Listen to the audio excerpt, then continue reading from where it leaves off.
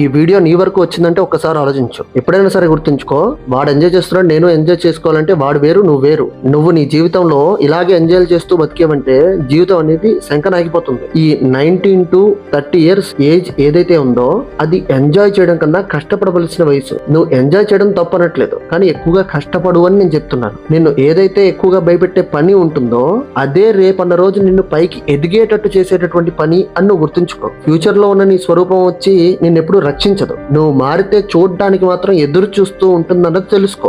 ఈజీగా ఉన్న ప్రతి పనిని ఎప్పుడు ఎంచుకోవద్దు. నీకు ఏదైతే అవసరమో ఆ పని మీద ఫోకస్ చేయడం అనేది మొదలుపెట్టు. ప్రతి దానికి కూడా అవును అనడం ద్వారా నీకు ఏమీ రాదు, కానీ వాళ్ళు మాట్లాడుకునే ప్రతి విషయాన్ని నువ్వు అర్థం చేసుకుంటే కనుక నీ లైఫ్ లో చేంజ్ అనేది వస్తుందన్నది నువ్వు గుర్తుంచుకో. ఏదైనా పని నువ్వు అనుకున్నప్పుడు మెల్లగా చేద్దాంలే అని అనకు. ఊరికే ప్రతి ఫెయిల్యూర్ ని ఒక ఎనిమిగా తీసుకోకు, దాన్ని ఒక గురువులా భావించడం నేర్చుకో. ఎప్పుడు కంఫర్ట్ జోన్ లోనే ఉంటే అలాగే బద్ధకంగా ఉండిపోతావు. ఎప్పుడైతే నువ్వు దాంట్లోంచి లేచి పరుగులు తీస్తావో అప్పుడే నీ జీవితం ప్రకాశవంతంగా ఉంటుందన్నది నువ్వు తెలుసుకో మిత్రమా. ఒక్కసారి ప్రయత్నించు.